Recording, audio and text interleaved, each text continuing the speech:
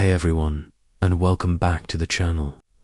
Today, we re-diving deep into the shadowy realms of Greek mythology to unravel the mysteries surrounding one of its most misunderstood figures, Hades, king of the underworld and the ruler of the dead.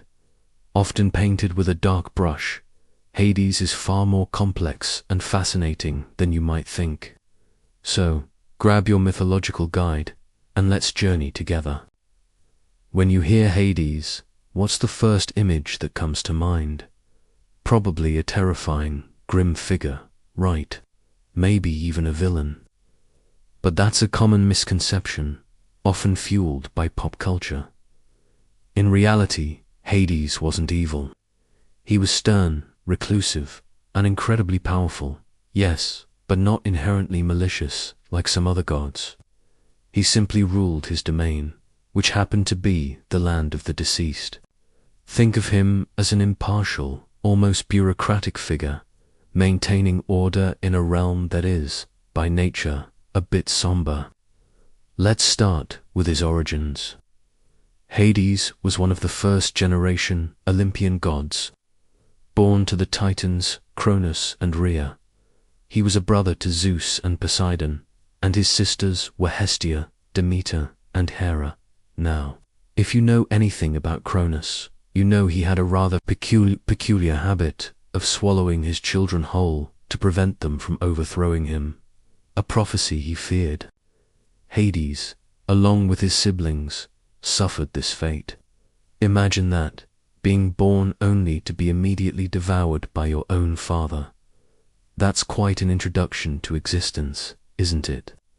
Luckily, Zeus, the youngest, escaped this grim destiny and eventually freed his siblings from Cronus's belly.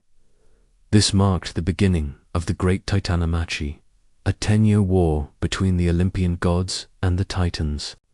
The Olympians, led by Zeus, eventually triumphed, and after their victory, they decided to divide the cosmos amongst themselves. This wasn't some friendly lottery, mind you. They drew lots to determine who would rule what.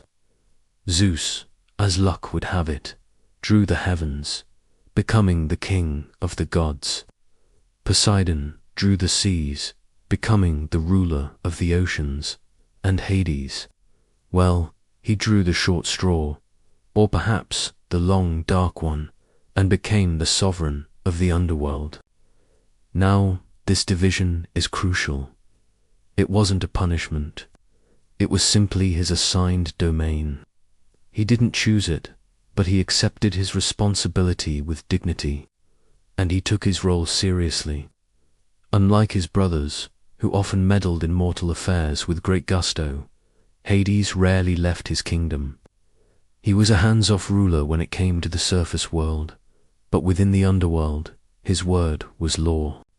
He was the ultimate judge, jury, and executioner, ensuring the souls of the dead found their proper place. Whether it was the Elysian fields for the heroic, the Asphodel meadows for the ordinary, or Tartarus for the wicked. His most famous tale, and perhaps the one that truly defines him for many, is the abduction of Persephone. While it's often portrayed as a dark, violent act, let's look at it from a different angle. Hades was a lonely god. Living in the depths of the earth, surrounded by shades and silence, he craved companionship. He fell deeply in love with Persephone, the beautiful goddess of spring and daughter of Demeter. Zeus, seeing his brother's plight and perhaps wanting to avoid his own issues, secretly gave Hades permission to take Persephone as his bride. So, Hades emerged from a chasm, riding his black chariot, and swept Persephone away to his kingdom. Demeter, heartbroken and enraged, plunged the world into an eternal winter, causing crops to wither and mortals to starve. This global crisis forced Zeus to intervene. A compromise was eventually reached. Persephone would spend part of the year with Hades in the underworld, and the other part with her mother on earth. This myth beautifully explains the changing seasons, spring and summer, when Persephone is with Demeter, and autumn and winter when she returns to her husband. This story highlights a different side of Hades. He wasn't just a grim monarch. He was capable of love, albeit a love expressed through a powerful, almost desperate act. And he made Persephone his queen, sharing his throne and his power with her. She became a powerful ruler, known as the formidable queen of the Underworld. Their relationship, while beginning controversially, evolved into one of mutual respect and partnership. They ruled together, maintaining order in a realm that few dared to visit. Let's talk about his attributes and symbols. Hades is often depicted with a scepter or a key, symbolizing his authority over the dead and his ability to lock souls within his realm. He also possesses the Helm of Darkness, a magical helmet crafted by the Cyclopes, which grants its wearer invisibility. This helmet was instrumental during the Titanomachy, allowing Hades to move unseen and contribute to the Olympian victory. His sacred animals include the screech owl and the black ram, and his sacred plant is the asphodel, a pale flower associated with the dead. And, of course, we can't forget his loyal companion, Cerberus, the three-headed dog who guards the entrance to the underworld, preventing the living from entering and the dead from leaving. Cerberus is a fearsome beast, but to Hades he was a faithful guardian, a powerful symbol of the king's dominion. Another fascinating aspect of Hades is how mortals interacted with him. People rarely prayed to Hades directly, and his temples were few. Instead, they would often invoke his name indirectly, making chthonic offerings, sacrifices poured into the ground to appease him and ensure the peaceful passage of their deceased loved ones. They feared angering him, as it could mean an untimely death or a troubled journey for the soul. Yet, they also recognized his vital role in the cosmic order. Without a ruler for the dead, chaos would surely ensue. In some traditions, Hades was also associated with wealth, not just the metaphorical wealth of souls, but the literal riches of the earth, precious metals and gems found beneath the surface. This is why he was sometimes referred to as Pluto, meaning the wealthy one. This moniker further distances him from the purely negative connotations of death, linking him instead to the deep, silent abundance of the earth. So, when we strip away the modern interpretations and the villain trope, what do we find? We find a powerful, just, and responsible God.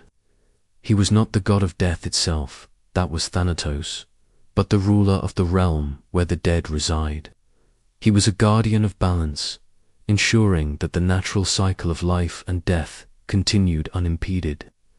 He embodied a solemn, unchanging authority, a necessary force in the vast tapestry of Greek mythology. Hades' story reminds us that not all darkness is evil, and not all power is corrupting. He held immense power, yet he used it to maintain order, not to cause mischief or suffering. He was a king who ruled his kingdom with unwavering dedication, even if that kingdom was a place most mortals feared. He was respected, if not loved, by both gods and mortals, acknowledging his essential role in the universe. And there you have it, a deeper look into the enigmatic and often misjudged figure of Hades, king of the underworld. I hope this journey into the depths of Greek mythology has given you a new perspective on this incredible god. What do you think about Hades now? Has your opinion changed? Let me know in the comments below. If you enjoyed this exploration, please give this video a big thumbs up, share it with your friends, and don't forget to subscribe to the channel for more mythological deep dives. Your support means the world to us and helps us create more content like this. Thank you so much for watching, and I'll catch you in the next video.